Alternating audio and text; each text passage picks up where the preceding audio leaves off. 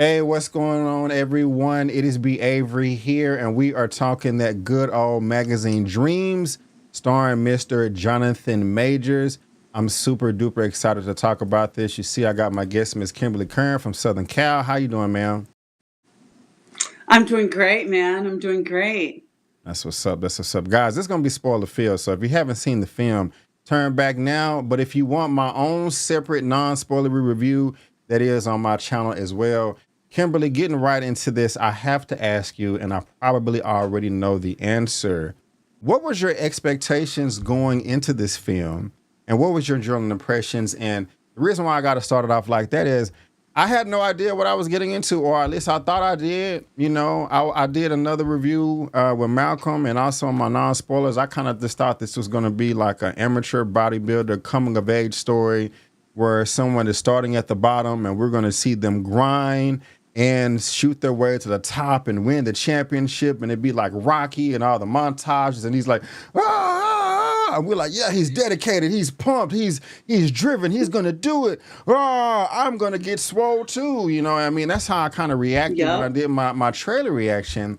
But when, within the first 15, 20 minutes, I was like, oh, wait a minute. This is taking a dark, intense turn that I was not prepared for. Let me put on my seatbelt and hopefully I can get home safely. So again, man, what was your expectations going into this film and then your general impressions? Man, my expectations, the one thing I did know about it was that when it was talked about 2 years ago, I know it did great, I believe, um, before Jonathan Majors got, you know, canceled, I heard, wait, this sucks because there's this movie that's supposed to get him a nomination and it's about bodybuilding. That's all I knew. And then what happened with him happened. And then it was like, oh, shoot, he missed this award season. Oh, shoot, it's still not over. He missed that award season. Then he had his court case. And this was supposed to be the thing that it was so exciting because after Loki, and him being exposed as Kang, it was like this build up in the MCU. But outside, it was like also in the totality of him being an actor, there's this movie coming that's going to really put him on the map. And then it went away. And so just thought this was going to be a, kind of the world of Arnold Schwarzenegger, kind of the world of the Mr. Universes, which besides the documentary of Arnold Schwarzenegger, which by the way, I don't feel like we've gotten a film that's just inside the world of bodybuilding, and that's what I thought this was going to be. I was shocked. At one point, Brandon, I'm not kidding you. I was like, Yeah, what? Like, I I was agree. like, whoa, whoa, whoa. It reminded me a lot of kind of American History X, Hmm. even a little bit of Joker, because I felt like, whoa, this is a peak into than anything mental illness, if you will. So yeah, I'm excited to get into it because I was not expecting this, Brandon, at all, at Yeah, all. I wasn't either. I kind of just thought we was gonna get all the highlights, of the sport and competitions when it comes to bodybuilding and just kind of go into that lore and just learn a bit that just hasn't been on the big screen. At least in my experience. But no, this kind of just took all the darker ends of that sport. But also, when you combine that with past traumatic experiences that people go through as children, sexual exploitation, racism, personality disorder, drug abuse, a number of things. Just a giant hodgepodge of negative aspects of one life. Inserted into one person's character in one movie. And it broke my heart. This was an uncomfortable watch for me. I enjoyed it. I loved the film. I thought it was great. If it wasn't clear already, Jonathan Majors delivered one of the best performances I've seen in quite some time. And I said it once, twice, and I'll say it a third time. In 30 years, Jonathan Majors will be remembered as one of the greats, and Magazine Dreams will be part of that conversation. in my opinion. But to stay positive, I mean, me personally, I do admire the sport of bodybuilding. I respect the craft, the art, and all of the hard work and dedication that goes into chiseling away for the perfect body. Of course, some people do take it overboard, but those there are many that don't. And it can be a beautiful thing. And there were a few of those highlights in the film that I did enjoy personally. At the very beginning, just him competing on stage. One of all of those men up there that was with him were actual bodybuilders in real life. I recognize at least one of them. One of the Oh, black had to be. guys. That wasn't no CGI. Yeah. So that was cool, and I did like that. I wish it was more of it, but that's just not the story that the director wanted to tell. Something that you just mentioned was mental illness. In your opinion, did he have some type of mental illness? Was he autistic at all in some form or way? I'm not sure. Yeah. I've seen the film more than once. The first time I didn't think so, but the second time I did. And it's a wide spectrum. And so I just wasn't sure. And I just want your opinion on that, if you have one at all. No, yeah, I do. The first time I was introduced to Jonathan Majors was his role Montgomery Allen in The Last Black Man in San Francisco. That I feel like I want to say that's one of the last movies I saw before. I think. Last Black Man character, you couldn't tell if he was just a bit shy or if he was maybe super high functioning autistic. And when I first saw this character get a little off, I was like, man, Killian Maddox, his character really reminds me of his character in Last Black Man in San Francisco, to where he was so shy to the point where you're like, is he is there some mental illness, some mental struggle here, or is he just a shy guy? Is he just a guy that maybe isn't socialized a lot with a lot of trauma? I almost felt like this character was an extension of his character from the Last Black Man in San Francisco. I think I told you, I texted you because I was halfway through the movie, and then like something happened with my computer and I couldn't like finish it. And I was like, Brandon, I'm going to freak out. I need to finish this movie. Oh my gosh. And you were just like emoji, like girl. And I was like, I have to finish this, because at that point I wasn't sure.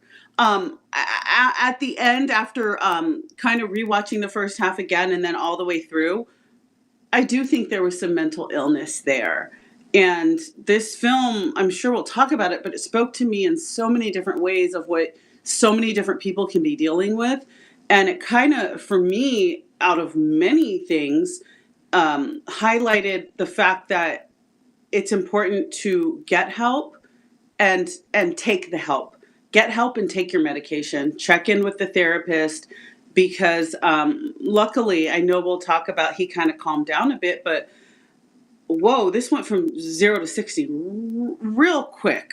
Oh yeah, it did. I think there was some mental illness there, and even though he kind of came down towards the end of the film, I think all I kept thinking of, really, especially in the restaurant scene, was, bro, you need medication, dude. You gotta be, there's no shame in getting medication. I was thinking that thought so many times, Brandon. Is this guy needs medication, Yeah, we're like right here, because you took it exactly where I wanted. I was just about to bring up Jesse and ask you about that, because you said mental illness and things that the character has gone through. One of my nitpicks about the film is there was something that they did not address, but I'll save that for the end or later. But something that they did address is what he was going through. As a child, at least, when he did invite Jesse out to dinner, and I want to come back to this, but I want to go over this first. Yeah, he definitely needed medication, but he revealed on the first date something that you should never reveal on the first date. What happened to his parents? His father killed his mother in front of him, and then killed himself. So that's crazy. Nobody is going to recover from that. It's just Mm-hmm. not. It's a miracle if you do. So that had Mm-hmm. a large, amount to deal with everything that he was going with. However, something that they didn't address, and you can correct me if I'm wrong, is I feel that maybe there was some type of sexual misconduct as well when he was a child, because on more than one occasion he was looking at porn, or you can at least hear Mm-hmm. it in the background. And I'm not judging the Mm-hmm. man for that, but he wasn't like getting off on it. It just seemed like he was trying to use it to cope for something. And then we also have the scenes where he was picking up the prostitute towards the end, and that yet really wasn't Yeah. fulfilling for either party as well. They did not address that. Mm-hmm. Also he was just like, I don't like being touched. Don't touch me. Mm-hmm. When he was raging. So Yeah. did I miss Yeah. He was something? actually barking. Did I miss something there, or did they address why he, you know, had those dark moments in the film and pretty They intense? didn't address it. Something I don't believe they address. I agree with you. I don't believe that they addressed it. But one of the comments when he was online and trying to get his video out there, but then people were like, "What was that?" Yeah, Was like someone had called him an incel. yeah. And I know I've like watched some stuff like specials on 60 Minutes just on like what's this whole incel thing, like what is this community. And I know in Santa Barbara, I believe it was 2 women were murdered in Santa Barbara.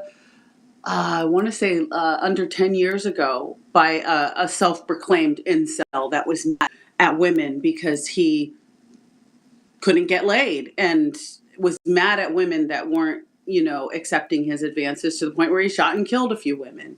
Oh boy. And so I was thinking when I saw that and I was seeing this character, Killian, I was thinking about what makes someone into someone who identifies as an incel, how it's not all mentally ill people. Well, some of the horrible things they say about women, I don't know, but it's sometimes I think there is such a thing as being you could not have sexual trauma. That's why when I hear your I question, got you. I have the same question, but I'm also not sure because you could just be painfully shy. And that's why some of these people who identify as incels hate, I believe what they call like Kens and Barbies, which are like guys who like easily could get a girl in like 10 minutes. Like they hate those types of men. What separates the Zach Morrises, if you will? What Hmm. separates those guys that can walk up to a woman and that know what works for their clothes? They know like, yeah, I'm a dork, but I'm adorkable. I'll work it still.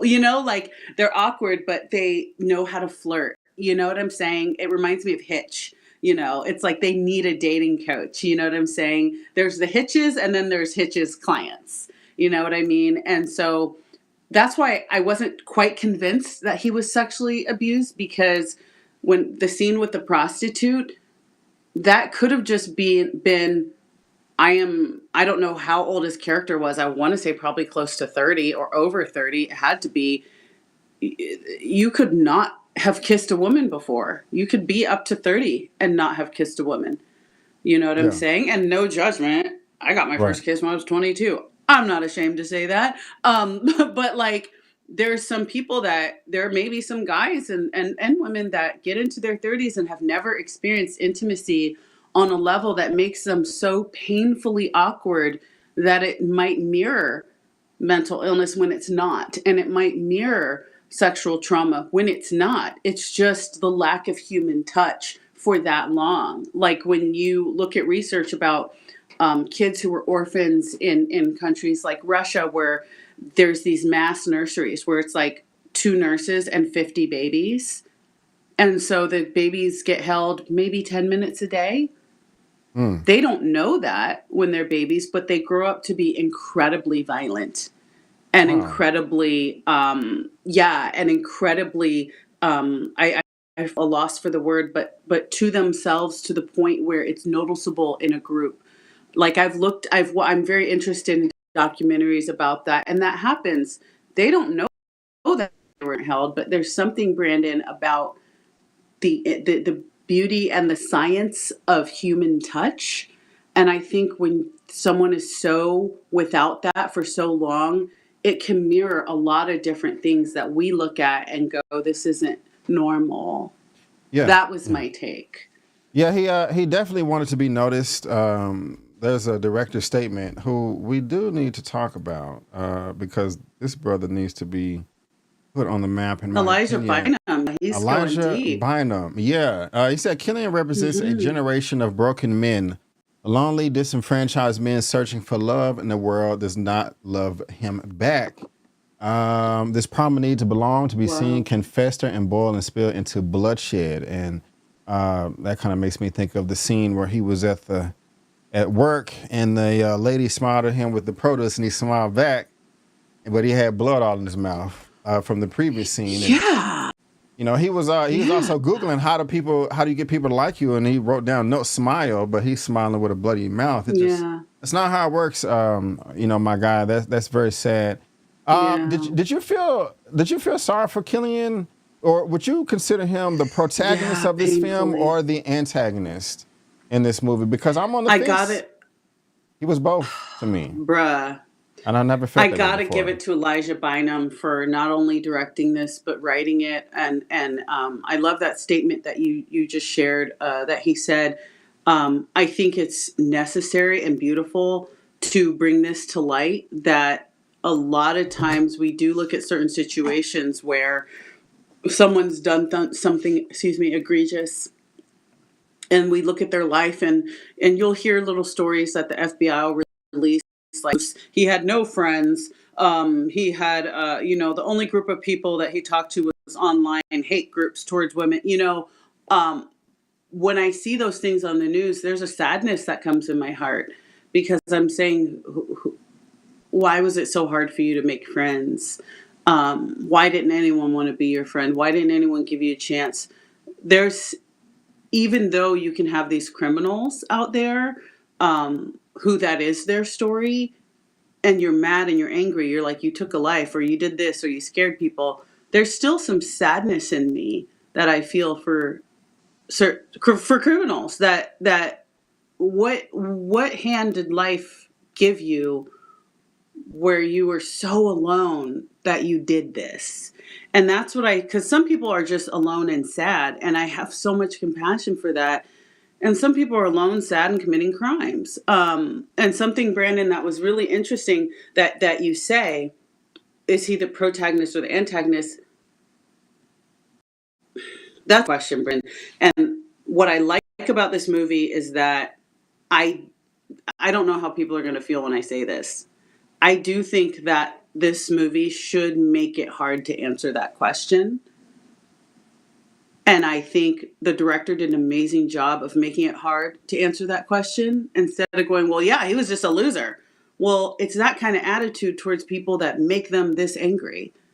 Now, mind you, there are people that they'll commit self harm or they'll go to therapy and take their medication. There are a lot of people in Killian's shoes that don't commit crimes, that don't piecemeal themselves a gun, that don't tell someone over the phone, you know what I'm going to do? I'm going to Ugh, cut your head open and eat your brains like soup. You know what I'm crazy. saying? Yeah, So, but you can't do that. this is yeah, bro. This is very similar to Joker, where Hmm. it's highlighting how some criminals come to be. It's by right. So to be honest with you, at the point where he started destroying property, the point he was piecemealing a gun to himself, the some We're trees, gonna well, hold on. the point where he made that. We're gonna push through, but the internet connection is going in and out. But just what Oh, I I'm sorry. no, keep going. But when I'm talking, see if you can. There's a refresh, but you can do. But no, keep going. I'm sorry. I just had to make you aware. No, I apologize if it's my internet. Sorry, guys. But I think it's good that it's hard for us to say it easily. Yeah, he's the bad guy, or no, he's the good guy. Um, it's one times, yeah, you're the bad guy, but to be honest with you, I don't know the answer to that. Yeah. I Yeah, really don't. I really don't. I mean, of course, when you start threatening to kill people, that's bad. Obviously, I'm not yeah, making excuses. I'm just saying, in terms of humanity and compassion, I think it should be hard for us to answer that, and move us to be kinder to one another, to reach out, to honestly say to someone, um, hey man, I think you need to get help. Or when someone does reach out for help, being more responsive, picking up the phone, helping yes, people find resources, keeping them accountable. If you've got a cousin that's that weird, instead of going, that's the weird one of the family, why don't you give them a call, reach out, ask them if they're thinking of harming themselves or others. We can't fix everything, but there was nobody if you notice, Killian didn't have any friends. right, right. Any friends, not Just had at his work, just his not at the grandpa. diner that he knew, because they're like, oh, you're always here, just his grandpa. And so, Brandon, that's a hard question to answer. I'm just not Yeah, sure. it's all good. You guys let us know in the comment section, what you think about that. Is he the protagonist, antagonist, somewhere in the middle? Let us know your thoughts. And you're right. What's also frustrating, Kim, is and we've seen this in the film. We saw it in Joker, with Todd Phillips, Joaquin Phoenix. He was in therapy. In this film, Jonathan was too. Court mandated therapy sessions. Seems like he's trying to get help, but it's not working. The therapist, just like she was looking at him, just like, I'm listening to you, but there's nothing I can do, buddy. There's nothing I can do. You're just gonna have Yep. to, figure it out, because I gotta go to my bingo class at 7:30, and I gotta go through traffic. It was frustrating to hear him say that he's in the food desert. He has to drive 6 miles to get some fruits and vegetables. Maybe he just has nothing but junk food around him that's killing him. Yeah. I was Yeah. also sympathizing with veterans. I just think that to a degree they should be, taken care of. But they're used and forgotten, and Absolutely. and I mean that's frustrating. No, it is not an excuse to just go and cuss people out and threaten them over the phone and destroy their shop. But there were times to where I was sympathizing with the character, like, man, this sucks. This guy is trapped in this world, and he's trying to do this. He's trying to make a name for himself, but everything around him is crap. But at the same time, I can't excuse you, throwing food across restaurants, slamming your head into random cars, windows, and driving recklessly. So Yeah. yeah, On the other I'm side of the road, you yeah, don't get to, you don't get to, you just don't get to put people in danger just because you're going through something yeah, as well. yeah, Although I have compassion for him, that, like, it made me think about veterans. Like if you look at like some like feel good stories, you'll have, my grandfather's house.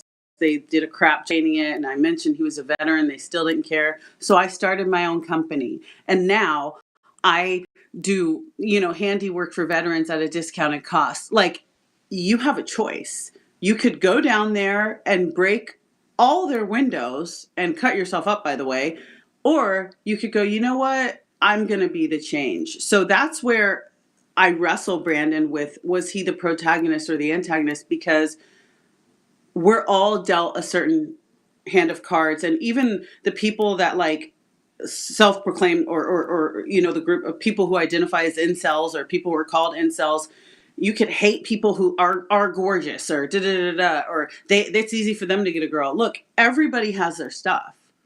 You could be raised in a nice, beautiful, gated community with your bills always paid, and still go through depression. Just because you have money or good looks doesn't mean you have everything, and it doesn't mean you have it easy. correct.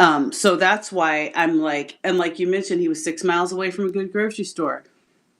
That does suck. That absolutely sucks. Yeah, But yeah, are you going to be the change, or are you just going to? It's hard. We all have something. That's why community. That's why it was interesting to me that he had no friends, because I think community is important, to look at each other and go, you know what? It's easy to say the grass is greener, but let's have compassion on one another. Um, but it just frustrated me that he was forgotten, but also I didn't see him, and I don't want to judge people who are going through it, but I didn't see him reaching out for community in a healthy way. You know what I'm saying? Well, Like, like yeah. I don't know. He wasn't reaching out for, like, he was Googling, like, how do I make friends? I don't Well, know. I, It's just was well, tough. Like, he was lying to his therapist. Like, yeah. she's not your girlfriend, You bro. Like, the key word you use right there is healthy. Because he, to me, he was trying to reach out, just not in a healthy way, because mm, he did the googling when he was at the diner scene with Jesse, when he started to get a bit hmm irate and radical. He says, "Don't aren't you tired of people not noticing you? They just walk by as if you don't exist." I think that's probably one of the reasons why he spit in the pie when the woman was when he was that was just oh, weird as hell. But he was also reaching yeah. out. I'm like, ain't nobody see you? Yeah, that was gross. You can comment on Excuse that me. too. This movie makes me hate the internet sometime because he was reaching out in the way trying to show his physique in the live Instagram video or whatever. Needing Yeah, that gratification. We've all been there at some degree at one point in our life. He looks amazing. And you have all these people talking crap amazing. that cannot remotely look as good as him, but they're like, why hasn't he just killed Kill himself? yourself? I'm just like, oh my Oh gosh, my this is gosh. so disgusting. Like, I mean, we, the honest members, we see everything he's just going through and all the hard work. And, he is really trying. And I respect that. And for them just to crap on him like that, man, it's just like, ugh, it really grinded my gears. And says a lot about what we do for the internet and stuff too. Go ahead. It seems like you have a lot to. No, I thought and I saw how unhealthy, like, as the movie went on, and I was seeing, like, oh, this is something different than muscles and Yeah, diets and working out. Ooh.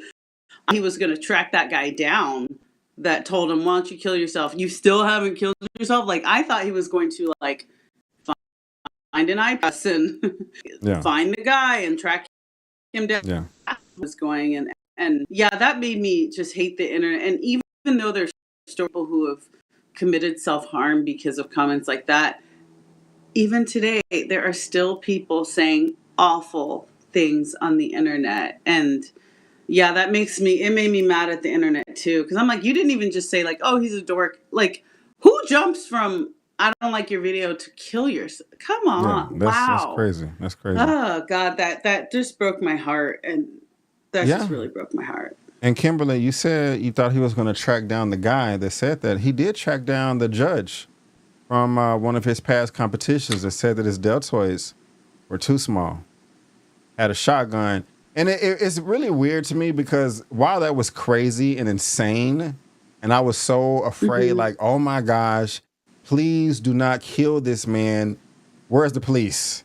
I mean, hmm I don't even want to say that, but somebody need to save the day. I was nervous. It was a good ass performance, but that's nuts. You cannot do that, man.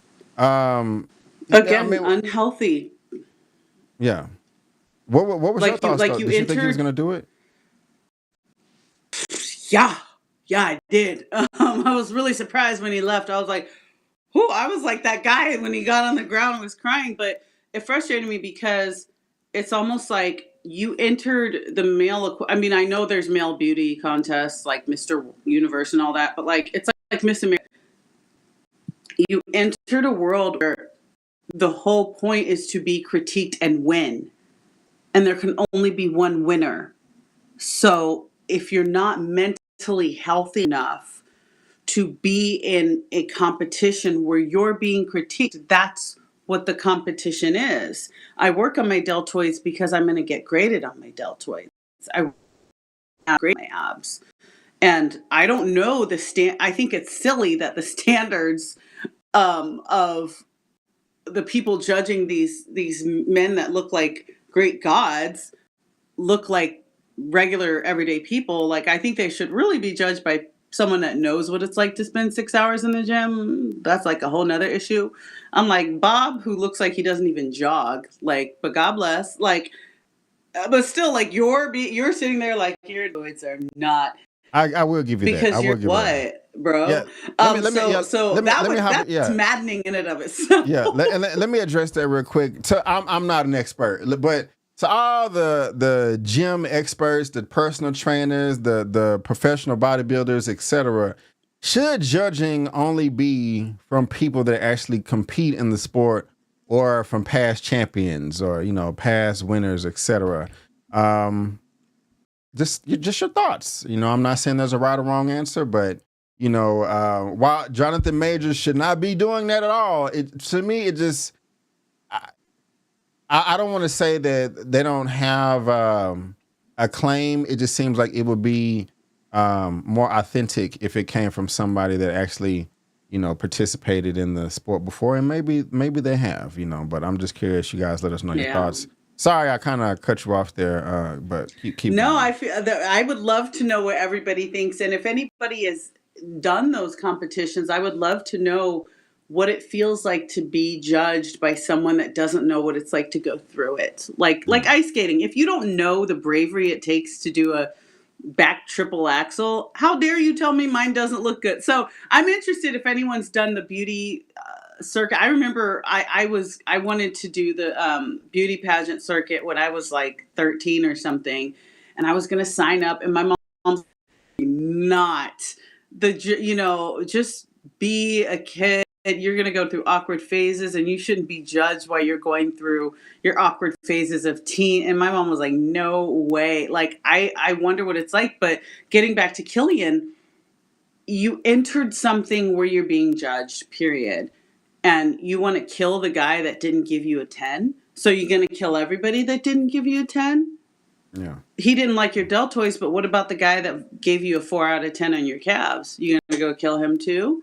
Like, that's where I'm like, that's why I thought it was mental illness, because that's just not reasonable. There are people who go through competition after competition, and they may cry. They may be inspired to spend an extra 2 hours a day in the gym. They may get frustrated, and they may even throw something or punch a hole in the wall. I think it stops at punching a hole in the wall. When you go beyond that, if you're like, oh, I'm so angry, I'm going to have, there's a line. And if you go beyond punching a hole in the wall, you got to get help, or you Yeah. need to find another sport. Yeah. And he it wasn't a reasonable. He did cross the line. Not only he may have killed other people, he's going to kill himself. He on multiple occasions, just from him posing, he sent himself to the hospital and passed out. The doctor or the surgeon wanted to operate that same night. Bro, you got some tumors on your liver. We need to fix this last week. I got it on the schedule. Yeah. No, I'm a bodybuilder. I can't have any cuts. That is insane. Yeah, now that I think about it, he has to have mental illness. Wow, I know that sucks. That's going to put you back some months. But, tumors on your liver, and you like, no, I got to keep going. Why are you shooting up more steroids, sniffing cocaine? And mind you, we haven't even talked about He was binging too. Yeah, yeah. And he was binging and purging. We haven't even talked about the technical aspects of this film, which was fantastic. Because while he's doing all that, man, that score, that music, that composition was crazy good. Oh, You had some classical, some heavy metal. You had some big ass horns, all different sides. Brr, brr, brr. I'm like, what is going on here? This is crazy good, So I really like that. That was a standout to me. What say you, or do you have any other standout aspects that got to you? Yeah, for sure. I've always been a huge fan of independent films, of indie films. And I feel like once we got into the Marvel era, and you and I are Marvel nuts, so obviously I'm not being like Marvel and everything. That's not what I'm saying. Marvel changed the game, but I used to love an independent film. Sling Blade, The Cake Eaters, know, those indie films that you and only a few friends knew what a gem they were. But ever since Marvel and DC took off, I feel like we don't get a whole lot of indie films. Something I liked about indie films is obviously they don't look too expensive, but because they weren't feeding the masses, they were able to take such a risk in speaking to a specific crowd. And I felt like it, in terms of giving the director his due, this felt like a good old indie where I'm Oh like, yeah. dang, this doesn't look expensive. But doggone, if this kind of grainy shot looks so visceral and beautiful, and man, I'm how the world is and how kind of dingy and unglamorous this world is, and I'm loving that it's such a saturated story with in Mm. story for. I liked that it felt like a return to indie films, even at shows that shows at film festivals that are supposed to be for indie films. We still come out with blockbusters. Like, let's face it, like a film will do great, like a Nora, it'll do great, and all of a sudden it becomes this like everyone's seen it, So I felt like it was a return to good indie films, just like the last black man in San Francisco. And so kudos to the director. I love the feel, and you're right, Brandon, the music. And I want to point out, and forgive me if you're headed here, but I have a question for you. Actually, do you feel this archetype is usually reserved for white characters? Uh, Because I've seen so many films where it's I a white guy that just goes crazy and shoots up his school and shoots up, the bank or the post office. But so rarely have I seen a black character with muscles and big guy yeah, yeah, as like, I'm a yeah, big, muscly, handsome black man. Usually everyone wants to be me, except I can't even talk to a prostitute. I cancel plans on a prostitute.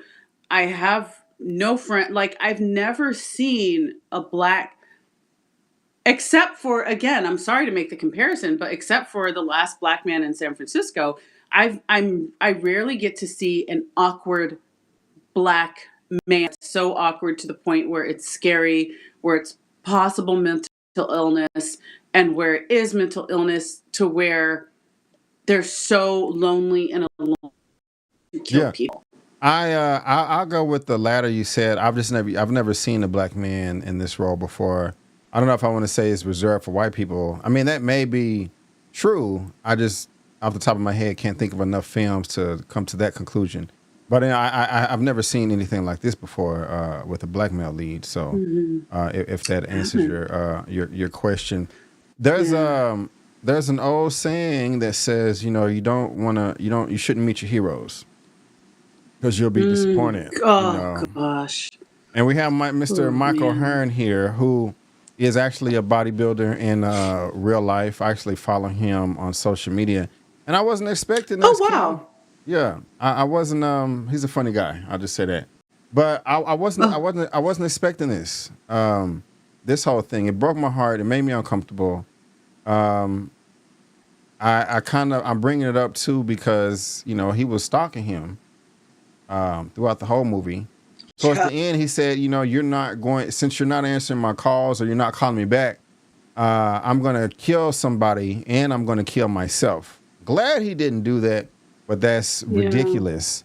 But then, Yeah. he has, hey, won't you come hang out with me on set? Want to touch my abs? Let's go back to my trailer. And then they wake up, hey, honey, I'm just like, oh no. He's walking outside That spitting. broke my heart. So, it's, yeah, I don't like seeing God. people being taken advantage of. So I don't know. But that's just what he was going through. In this film, was that necessary to you, or no? I think at the end of the film, once I realized everything Killian had gone through, once you see the total story, I think for Elijah Bynum to put that in there, it did make sense. Because I can't stand it when a movie like has some random sex scene that's just, or something vulgar, and you get to the end of the movie and you're like, yeah, that movie was interesting. Could have done without that one scene. That had no place whatsoever, but okay. This did, because it was showing how this man has been failed over and over and over, and how this man has been pushed to the brink over and over and over. And it upset me because, when he starts, when he made the first call to him early in the movie, you already felt uncomfortable because you're like, wait a minute. Because he was like, I'm calling you again. And I was like, Yeah.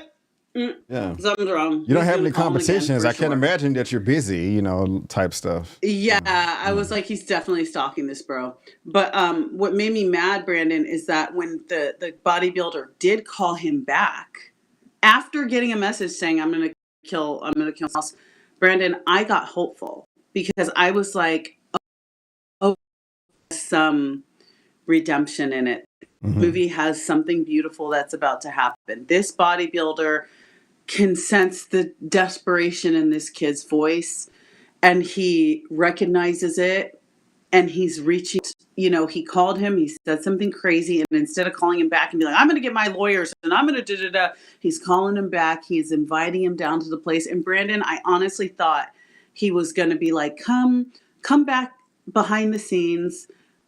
Let me help this kid. Yeah, That's let me show him lost. some pointers. I honestly thought that's what was going to happen. And I thought this guy was either going to save the day or turn him around. And I was so hopeful.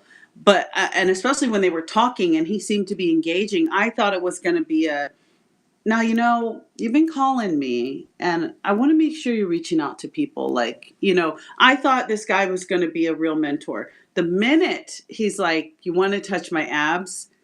Of course the other scene came. I knew that was going to happen. I knew the next scene was going to be something crazy. That I was going to be like, oh, whoa, hey, oh, hey. Or I knew they're going to wake up in a bed. They're going to wake up in a bed. And so when I saw him sitting up in a bed, I immediately knew. I was like, yep. The minute he invited him to touch his body, because we're bodybuilders, I got my own abs. I don't need to touch yours. I don't know what abs feel like. And I was so heartbroken and disappointed because I'm like, this is probably, and you know what, Brandon, I think I answered my own question of why he didn't have more friends. Is this kind of, I feel like, not foreshadows, but brings us back to, I bet this has happened so many times to him where he thought he had friends and they treated him bad, or they teased him, or they played really horrible tricks on him, or they violated him. And so that really made me mad but I'm glad, to answer your question. Sorry, that was a really long road to answer your question. No, you're good. And anyone that watches me knows that I like to go on tangents. Something that I thought the director did well in terms of writing that scene was he was highlighting that this happens to men too. And this is a world where it's all manly. It's about protein and creatine and working out and power and manness, manly, men. And I thought it was really, actually, I'm glad he put the scene in there. I'm glad he didn't show nothing. Yeah. But I'm glad he put it in there because it was highlighting this happens to men too. And when you think sexual abuse happening to men, you think in your mind, because of society or whatnot and whatever, you think, well, it only happens to a certain kind of man. Mm-hmm.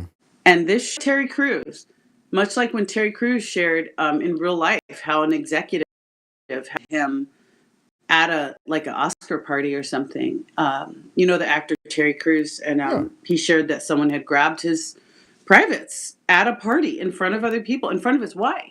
Yeah. And but you're looking at this big black man with all these muscles. I'm so glad the director was reminding us, hey, don't forget, this happens to men too. And it happens to the manliest of men, the muscliest of men, the toughest of men. abuse is all around us, and I was actually glad he put it in the movie because we needed a reminder that this isn't just something that happens to children and females. This happens to grown men, You're right. and so I was just happy for the awareness. But that Right really on. pissed me off. I was hoping Yeah. that guy would save the day. Yeah, he didn't. I kind of thought they was gonna have a workout session together. Him give him a workout routine. They go to Chipotle or Yeah, something. Hey, this is why your yeah. legs are not growing. You're locking them out. Whatever. But it was a nightmare. It was a nightmare. Don't hurt others, and don't hurt yourself. Here's my phone number. If you get low, give Yeah, me a yeah, call. I yeah. know a church. I know I've been there before, kid. Keep your head up. Even something small like that for this kid that idolizes this guy could be enough to go, I'm not going to put that gun together and Yeah, throw things yeah. at the restaurant. But, Right. And I don't I got to know. add in here. I was disappointed with Terry Crews' response to that man grabbing him, but I just have to say that. Have you ever been on a date Hmm. so bad to where you had to pretend you was going to the bathroom and leave because they just went down a rabbit hole of their passion that you have absolutely no interest in? Um, you know. Yeah, yeah. It actually was trying to get my number, and I've been open about being a survivor of certain things, but and he was trying to get, and I was like, how do I get out of this? Because I usually don't know how to let I don't I have time being like, no, like I don't have what the kids call Riz, I guess. I don't know what it is that the kids call these days, Hmm. but I get very like I freeze a Yeah. lot when I'm scared, which is crazy for someone in martial arts, like, but still being a woman, like a person rather, not just a woman. I have, and I'll tell you, Brandon, it was super awkward. And he was like, "Can I get your number?" And it was kind of like that, like I want to be cool enough to give a fake number, but I didn't know how. So I gave him my number, Mm. and I was like, I'll just block him. And then it was that thing where he called me and was like, "Now you have my number, and now I know that this is your number." And I was like, "Damn, shit." And to be honest with you, I got followed home. Oh no. Over an hour and a half drive. I was not I think interested, he and told me that. I think, yeah, he was just talking crazy, and I wasn't attracted to him, and then asked for my number, and because I was freezing, I gave it to him, and then, um, just not real interested, and Yeah. I Yeah. didn't give vibes of like, yeah, I'll go out with you, and followed me over an hour, LA to OC home, and my dad always said, "Ever follow home, drive to a police station." Or a fire Yes. department because they're always there. And I Yes. drove to a police station, and this guy followed me from LA to the OC, and it That's awful. was so scary. I'm really sorry Yeah, it about that. was so scary. I'm sorry. I hope I But didn't yeah, and I trigger a was, and he, bad but he was talking past moment. crazy. He was Yeah. talking. It was a lot like that scene. It Yeah. was a lot like that scene. He Well, was first. It was like, "Hey, how you doing?" And then it was like, oh crap. "Spaceships? What the fuck?" Yeah. So So I I'm know what sorry. that girl feels like. Yeah. I'm sorry that it happened to you, Kim. Real talk. Guys don't do that. And Jesse, I want to know from you guys, was Jesse wrong for leaving? And that was a lot of food that he ordered too. That was ridiculous. Kim, I was afraid at the end. I was not sure if he was going to murder um, the bodybuilder. Mike, no, that's his real name. I forgot his name in the film. Um, I didn't know what to think. Also, I just want to say one of my favorite scenes. I hate to say this, is when he got jumped outside of his car, just because where they put the camera inside the car Oh, in the back oh, I seat, love that and view. the Love the way it was view. kind of panning around. He gets in the car, which was like a horror movie. You don't know what's going to happen. I hated when he got in the car because it was so scary. But then when he got to the competition, that long shot of him going through the door, down the hallway, around the corner, on stage, all in one Shout shot. Then he passed out. That's my favorite scene. I don't know if you have any commentary there, but Shout out also, to Alan Arkapaw, the cinematographer. Great job, man. yes, sir. Yes, sir. Yeah, Malcolm love brought that that up view. too. But this guy was Mhm. I mean, Kimberly, imagine you're dieting, eating perfect for 2, 3, 4 months straight, and then moments before your competition, you get your butt kicked. And the way that he went out on that stage and still trying to Bro. perform Bro. after that brutal beating, man, that acting right there was next level.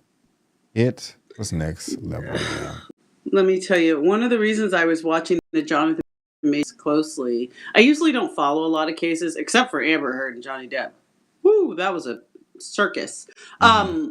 I was following his case because I really wanted to know, did he do it? Because I really wanted to root for him. I was like, kind of these days now when people get canceled, you want to follow the whole case to see if you have social permission to still support the person. Hmm. And I was like, because his acting was so good, the way he was acting, not only in pain, but the mental state Killian was in when he barked at those guys. Yeah. I rewound. I rewound. Yeah, that's the right word. I rewound it.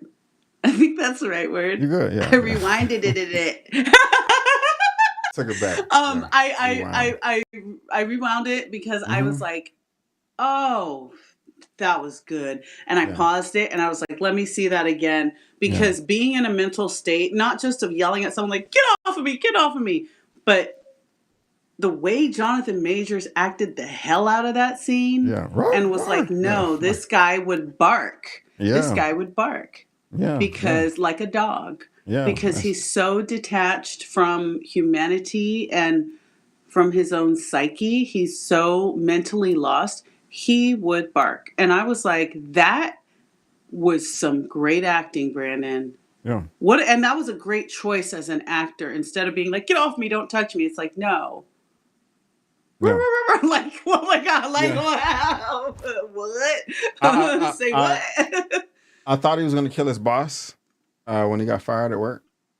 Did that cross your mind? Oh, you should. Well, bro, when he first of all, I was like, did he know his mouth was bleeding? Yeah. It tastes like pennies, so he had to have known. But he was up in there talking about I got blood Yeah. coming out of my mouth. But when Yeah. he said, you used my likeness in your facility or something, when he talked about Oh my himself God! I as forgot about though, that part. Yeah. I was like, Yeah. Woohoo! Yeah. Like yeah. woohoo!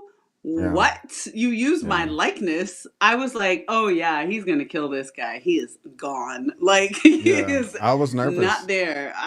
I thought if he doesn't kill him, he's gonna assault him. Like when he walked out of there, I was like, Yeah. whew, oh god, On this on guy was top gonna leave a trail of bodies. on top of that, and I also wanna hear if you're a father and you have a family, I definitely want to hear about you.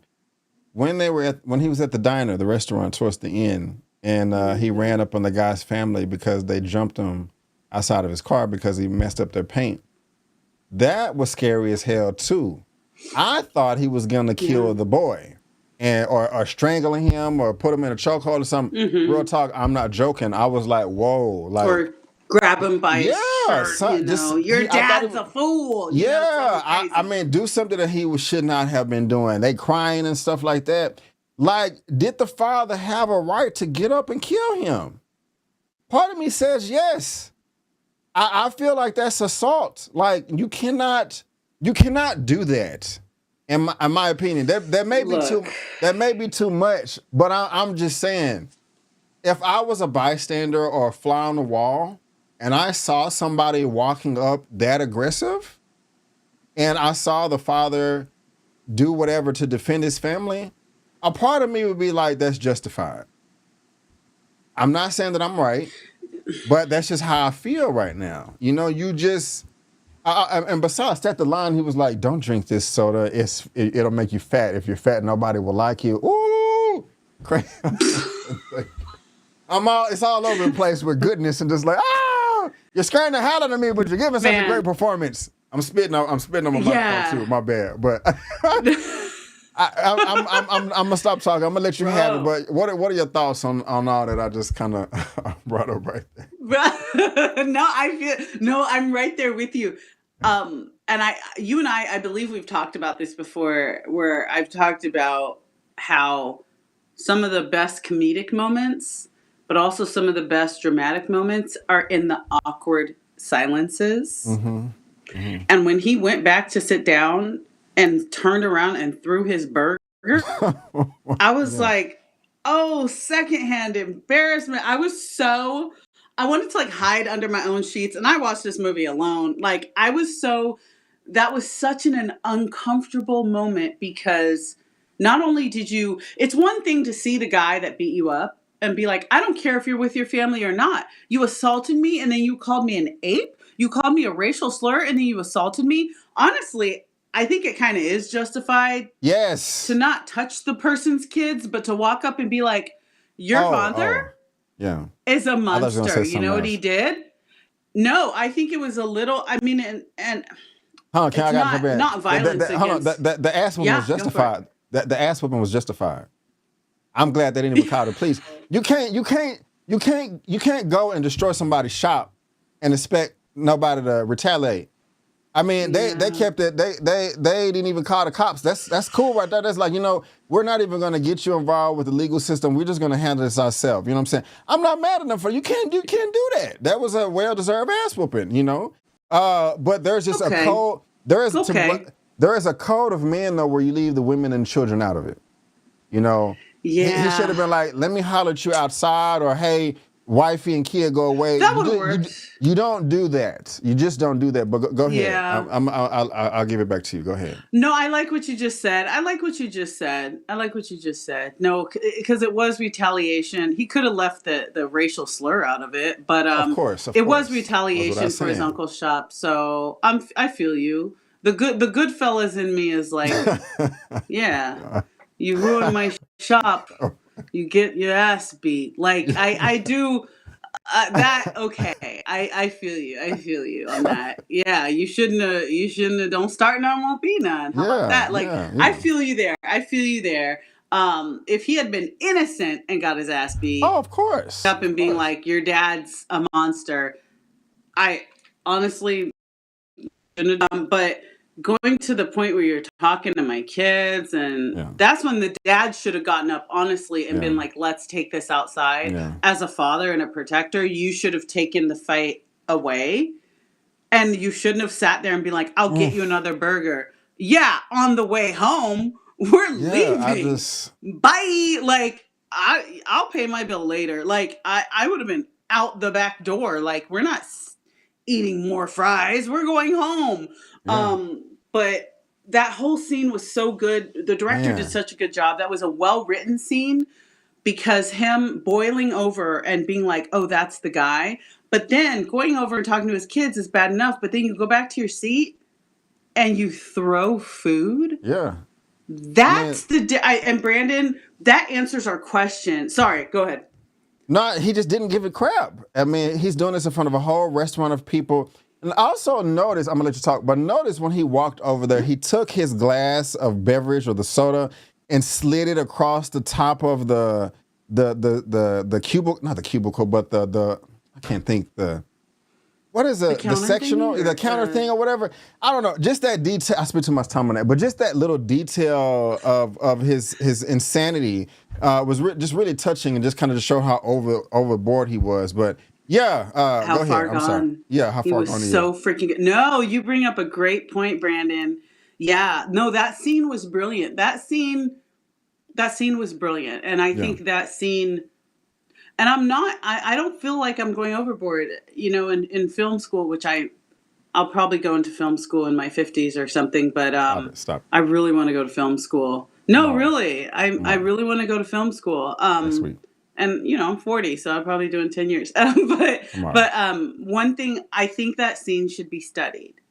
Mm-hmm. Because that is such a good, because how many scenes have we seen, Brandon? We're watching a movie and they're trying to get a point across that the guy's crazy, and all they do is the guy yells and screams and punches someone. And it's like, okay, we get it, he's crazy. But to do something so awkward to throw your food across the restaurant. And then when he got up for the second time, remember when he stepped on those people's table and crossed over the divider? He jumped over like a hurdle. Like you Yeah, jump your yeah, tables in a second time. yeah, That was such a great communication of how the switch is broken. The switch is not even off, bro. It's freaking broken. Like, this guy's on another level. yeah. I hated the optics. Yeah. I mean, one going back to the director, I like how he put the camera Yeah. under the table and it was pointing up as he was hovering Love over the that. family. For me personally, that's just too close for comfort, man. Like, I just pray I'm never in that situation. I don't know what I would do. I cannot allow you to be that close to my son and me just sit there in my booth and not. I mean, I'm not trying to just be all macho. But as I was watching, I was Hmm. really. I mean, I had emotions watching this that I just haven't experienced that often. Like, I was really just, what is about to happen? At least 4 to 5 times Yes. in this film. Like, when he was Man. posing on stage and passed out, when he was posing in front of the camera, the restaurant scene, anytime he was behind a car, when he was making the judge pose, when he took the gun at the very end, Oh, that was so that's like 6 or 7 uncomfortable. scenes where I'm like, what is about to happen right here? I hated the police brutality. They did not need to beat his ass like that and put That him in a pissed me chokehold. off Just tase him. because I'm Just like, tase him, tase him, shooting tase him. That's someone that's all you about to had to kill do. themselves. Yes, you wouldn't have did Yes. that to nobody white. Just tase him. You could tase him and do pepper spray. He was not fighting you back. It boggled, and it's such bull crap. How do you strike Yeah. somebody and say stop resisting? That doesn't make any sense. If you make an action, somebody's going to react to it. If you're inflicting pain, somebody's going to go ouch. It hurts. But also mental illness. Like, mind you, I don't want to get too much into this, but I agree that there should always be a mental health professional called to the scene, but not just a mental health professional. Of Like, course. there should be when someone's bashing their head into a car. This is not a situation of, oh, he lost his temper. He's Right. sick. When someone's beating the crap out of themselves, when they're doing that thing and Yeah. or pulling their own hair, you automatically know this isn't your typical Right. arrest. This isn't, sir, calm down. Well, I'm just so mad. Well, calm down. Okay, fine. Right. This is not, this is, I want to pull my own hair. I my head into glass. That's a mental thing. At that point, nothing you say is going to be complied with.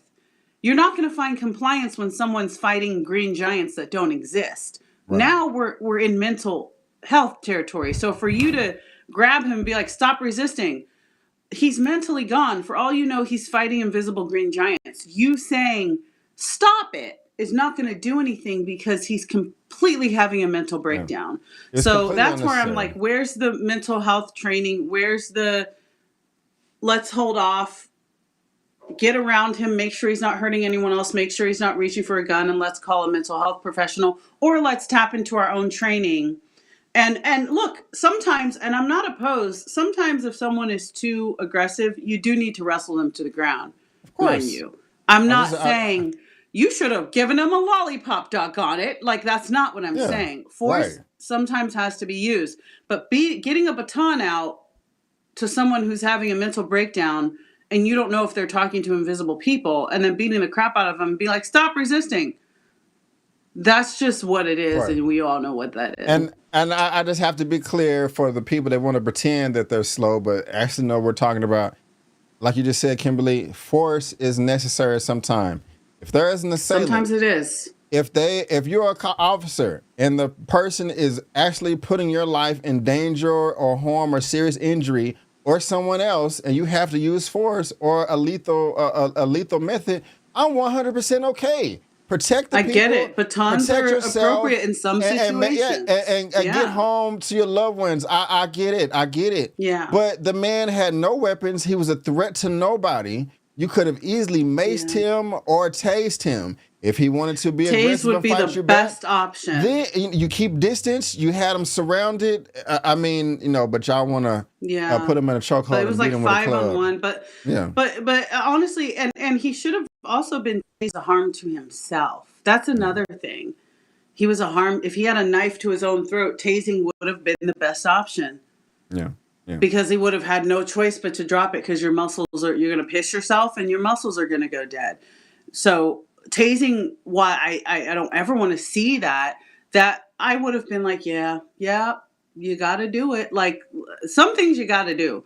Yeah. 5 guys beating the shit out of one guy. You don't got to do that. So yeah, that's what it was. So Kimberly, he loaded up his gun and ammunition. He went to the Coliseum, the auditorium, and went out on stage, and I was about to cry. I was like, please, do not shoot this man. The gunshot went off. It started to flash. I was like, wait a minute. What's going on? Are we in the Matrix here? Is this Inception, the latest Christopher Nolan movie? He's shooting a gun, but people aren't screaming and moving. What's going on? I don't know what the hell was going on. If he was dreaming, if he daydreamed that, if he just, felt like I'm going to do this for attention, which the answer is yes. I think he wanted to do it, but he came to his senses and still kind of played out in his mind. And maybe was like, okay, this is a bad idea. I don't know. What are your thoughts there? I'm kind of just making stuff up. I saw The Substance not long ago, and that scene, I was like, oh, this is like the last scene of The Substance when, that gross thing is happening. And did you see The Substance? No, I haven't seen it. I didn't think I could handle with it. Demi Moore. Yeah, I thought it. Yeah. I'm glad I stayed away. Yeah. Bro. Oh my God. Yeah, but there is a scene that almost was exactly the same on stage. I'll just say that. It was on stage, except the audience did react. And but the scene is what I'm trying to say. But anyway, I did think that happened until they panned to the audience and they were just sitting there. Then I was like, okay, it's a dream. Or it's not a dream. It's I believe he was on the side of the stage with a gun. I do believe that. But I think he was fantasizing. And that's something that had he told his therapist the truth and kept talking to his therapist, and if the system worked, would have been important to say, sometimes I dream of shooting people, so he was fantasizing. And it's so interesting because there was not a lot of redeeming factors in the film. Really? Not in terms of, sorry, I don't know if that's the right word. There weren't a lot of hopeful moments in the film that you thought in the end, this will save this guy. So I kind of wish I didn't do it because I'm like, wait. What you just said you kind of wait. You said you kind of wish what didn't do it? What? Okay, let me rephrase that because I said that really poorly. There wasn't a lot of things that happened in the movie, like a friend or an inspiration that would obviously make him hold up the gun and then go, no. Remember my friend that said that I can do anything? I'm not going to do this. There weren't a lot of reasons to pull him out of that. Okay. I think is what I'm trying to say. Like say the relationship with the bodybuilder had been, hey kid, if you ever need help, don't forget to reach out and don't be ashamed to take medication. Mental illness, nothing to be ashamed of. If there was a moment like that where he could remember back to a time where somebody was kind, where somebody listened to him, where somebody went over and beyond to recognize his loneliness and befriend him, for him to put the gun down. There weren't. So that's what surprised me when he didn't shoot him. Because I was like, what hopeful thing are you clinging to? Because this has been a hopeless journey, my friend. Hopeless. But what, Brandon, if you could remind me, what was the phrasing? He Googled something. Because he was like, how do you be remembered? Like, what can you do to remember? No. He also Googled, later in the movie, Googled. Oh, yeah. You know why? Because I think he was before he took the gun to the bodybuilding show, he Googled how to be remembered. And then he spray painted the stuff on his wall. Killian was here. And then he told his pop, like, hey, I'm going out. Yeah. But I think when he Googled that, it reminds you of like when someone commits a crime and then the FBI goes to their home and they tell on the news like he had Googled a lot about how to be a famous serial killer. Like he Googled how to be remembered, and that was the thing that brought him back was to do something. I forget the phrasing. That's why I was asking. Do you Yeah. remember the phrasing? But I it was don't. something like do something. It wasn't saying do something. It's like I forget the phrasing, but daggone it. Whatever the phrasing was, that's what saved him. Because he was like, you know what? I could be remembered for something else. Yes. Yes. Instead of shooting this guy. Yes. That's what. Right. I don't remember the phrasing exactly, but I know what you're talking about. Because there. I mean, I see what you explained it earlier, but there was hope because he threw the drugs away, he threw the guns away, and as far as him wanting to be remembered, he was like, I want to be remembered as being a bodybuilder, and the film kind of closed on him posing on stage with the audio track in the back of the applaud with the confetti and balloons coming down, but there was nobody in the And audience, so that was cool. Go ahead, nobody go on. ahead. Sorry, you mentioned something really important. I'm so glad you mentioned it. I thought it was heartwarming that he threw his drugs away, but I was like, bro, you gonna flood the toilet. Oh, he he's he stupid. threw away in the toilet. He put syringes and Yeah, bottles and right. plastic bottles He's and the stupid. glass syringe. I was like, Right. oh, I he's thought throwing you. I away thought his you about to. I drugs. thought you was about to say he should have sold it or got some money for it. My bad. No, but I was like, oh, bro, Yeah, that's not gonna flush. Like yeah, he messing put up the too much plumbing. stuff in the toilet. Yeah, Anyway, I just thought that actually made me laugh out loud in the movie. I was like, oh, how heartwarming. That's not gonna flush, right? right. You silly. Um, Anyway. what? I was trying. I was trying to find that quote. That he. I'm not able to Yeah, find what it. was But that?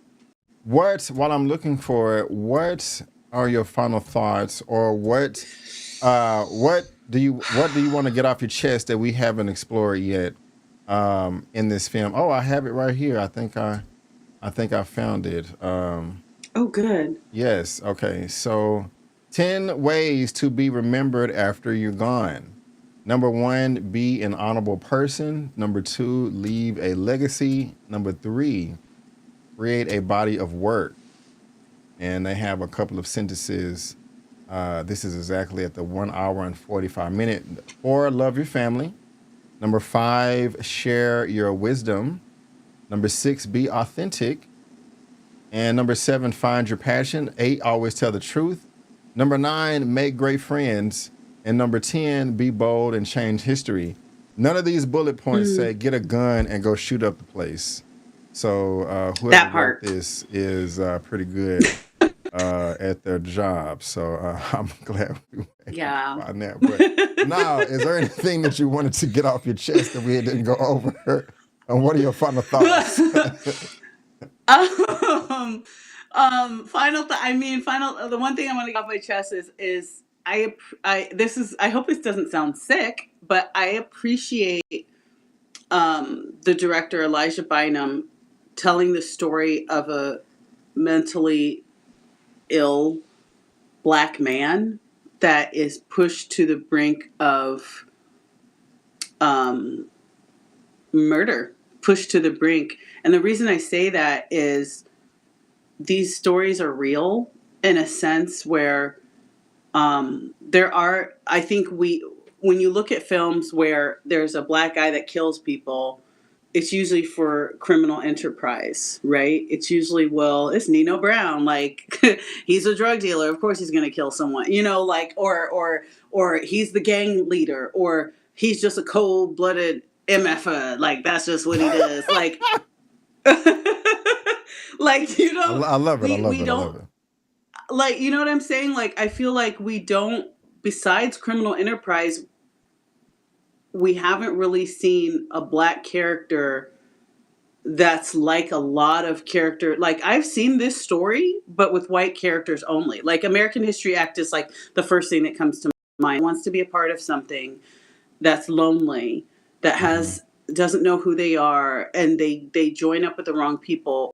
Or I've seen the lonely guy that is so lonely to the point of criminal activity, but only in white characters or other. And so I appreciate that he's a story that it people look at a big muscular black man and immediately think you've got to be confident.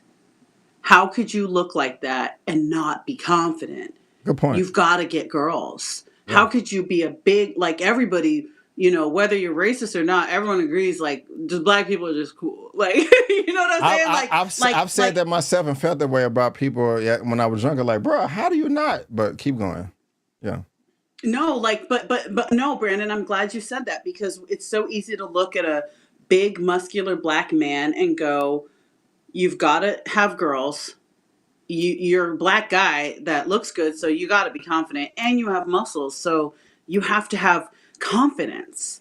I like that Elijah Bynum is bringing awareness that it doesn't matter how many muscles someone has. It doesn't matter what color they are. It doesn't matter how society, like most of society will be like, black men are just cool. Like,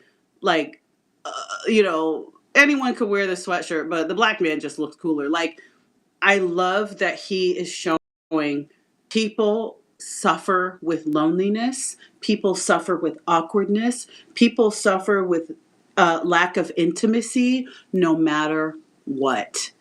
And not every handsome black man you see is smashing every night. You know what I mean? There's a persona of the sexualized black male. And we've talked about it, how everyone assumes a black man is this and that, you know what I'm saying? Like, and also during slavery, that was exploited. The black male sexual gaze, was exploited from as far back as slavery. So the idea that this guy that's 30, however old Killian was, 30 years old, I bet you he was a virgin. And that's nothing to be ashamed of, but we assume that because he's a muscular black man in his 30s, there's no way he's a virgin. There's no way he can't get any. And when you put people on a pedestal like that, or take away the possibility of loneliness to that degree, you don't give people a space to voice their reality. You don't give someone a space to voice, yeah, I got all these muscles and I'm so lonely, I want to kill myself. Yeah. My mother died because my father shot her. I'm so effed up from witnessing that as a child. I cringe when somebody tries to hug me. I flinch when a woman tries to touch me. Not in a sexual way, even in a loving way. When I'm around people, I don't feel confident because of this trauma, and I didn't get the therapy I needed. I didn't get the social workers I needed, and I never got the medication I needed. I don't feel like I have a space to say, I don't care what you see. I don't care that you see a big, strong black man. I'm suffering and I'm lonely. I'm so glad that Elijah Bynum told this story of an awkward, muscular, successful looking black man, because I think it gives voice to everyone else who is walking around having thoughts that scare the hell out of them, and definitely having thoughts and interactions that scare the hell out of other people too. Mm-hmm. I'm really glad that has entered the chat, that has, that conversation can be had, because I don't think we've ever seen, I'll say it, I don't think we've ever seen a character like Killian. Of course not. Specifically like him. We've seen characters like the Joker. We've seen that archetype many times, but not in this form. Not in the form of someone that looks so put together and successful. And I'm just really glad that Elijah Bynum is talking about male loneliness and male and men that don't feel appreciated, because I do feel like with the Me Too movement, I've survived some crazy things. I was so grateful for the Me Too movement to finally say, like, yeah, bitches, like, this has been happening to women forever. But I feel like men need a space and need a time to say, hey, look at these muscles. Look at I'm 6'2". Hey, it happens to me too. I think that is important to give voice to that. So this is the most awkwardly necessary movie I've seen in a long time. I'm really glad this movie was made. Yeah. I'm glad it was made Awkwardly too. necessary. I Yeah. like that. I like how you put that, awkwardly necessary, because it was awkward. It was uncomfortable, but it was damn good. It was damn good. Kimberly, I'm gonna give this a 9 out of 10. The reason why I'm not giving it a perfect score is I mentioned it earlier briefly. And that's just because I felt like they had opportunities to explore. I think he was exploited as a child sexually as well. I don't think it was just the parents that were murdered in front of him, and him like not wanting to be touched. They didn't dive deep into why he didn't want to be touched, or the whole porn stuff that he was watching. He wasn't. It just I feel like they could have addressed that, and I was wanting that The an answer. psychology behind Yeah, that's all. that. Other than that, Yeah, yeah, I agree. other than that, I have no complaints at all. But I give it Can a I ask you a 9. question? Of course, of course. If this had come out when it was supposed to, which was supposed to be, from my understanding of the stories surrounding the film, it was supposed to be campaigned as an awards contender. Do you think he would have been nominated? Yes, of course, without a doubt. Now, Me too. 100% if there was no allegations. But the film That's what I still. meant to. Sorry. I'm glad you. I meant to say had there been No, no it would allegations. Sorry, I forgot to no. say that. If they released the film at its original release date, no, it would not have been nominated because of the allegations. Yeah, Man, that's just sorry. my I meant to opinion. say. You're good. I totally meant to say without the allegations when it was supposed to be. But Yeah, without, he would have been nominated, but the allegations would have stopped it. oh Now yeah, for now sure. that it's been some time, I want to say maybe, but then that audio just came out like yesterday. And that's really shady. So I don't know. I don't know. I don't know. I don't even want to talk about that audio right now Yeah, because nothing's I feel confirmed. you. So 9 out of 10. Excuse me. You got a rating? You got a rating? I want to give it a 10, and I say that for all You the broke. reasons Hold on. I You broke up. You broke up. I'm sorry. I didn't hear what you said. I'm sorry. Oh, my apologies. I give it a 10 out of 10 because Okay. I'm a Cool. huge fan of indie films. And for this director, I felt like everything he did was so risky. So risky. This director, I really look forward to seeing Elijah Bynum, to see more from him. He went to a place that I feel like a character's never gone before. And he told the story in such a raw, beautiful, crazy way. And he really captured those uncomfortable moments. And he really took us inside the mind of the people we see on the news that we go, why the heck did they kill 5 people? What are you thinking? Yeah. Like that guy was a snap away. If he had killed that bodybuilder, I think he would have turned the gun on the crowd too. Oh gosh. That's Yeah. the kind of person we look at the news and go, what was that person thinking? Yeah. And I think the director did a good job of taking us inside the mind and the social situation of someone like that. And I thought he did a great job. Cinematographer was fantastic. And Brandon, I agree with you. The score was perfect. From the heavy metal to the classical music, chef's kiss. It was perfection. Yeah. Perfection. I'll give you that.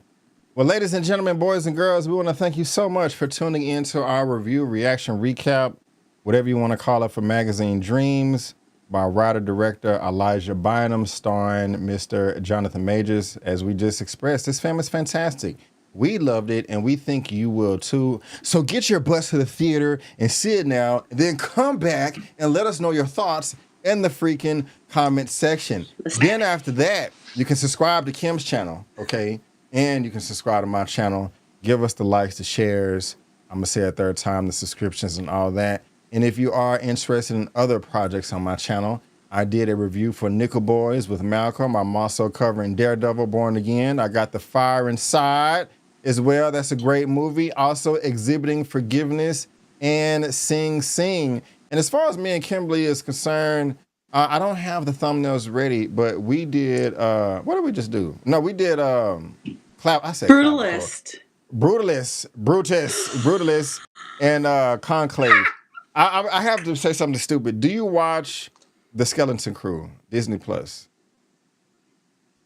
No, No, okay. there's there's too much streaming. It's cool. I was gonna make a joke No. reference, but if it's all good. I'll save it for next time. We'll be here 10 minutes. But Okay. but no, let me find it real quick on my page.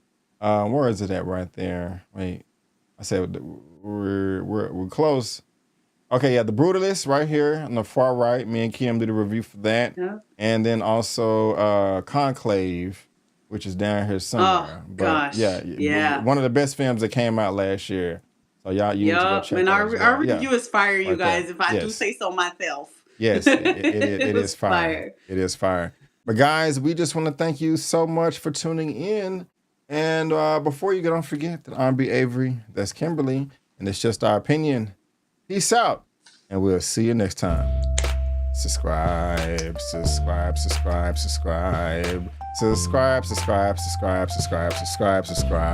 Yeah.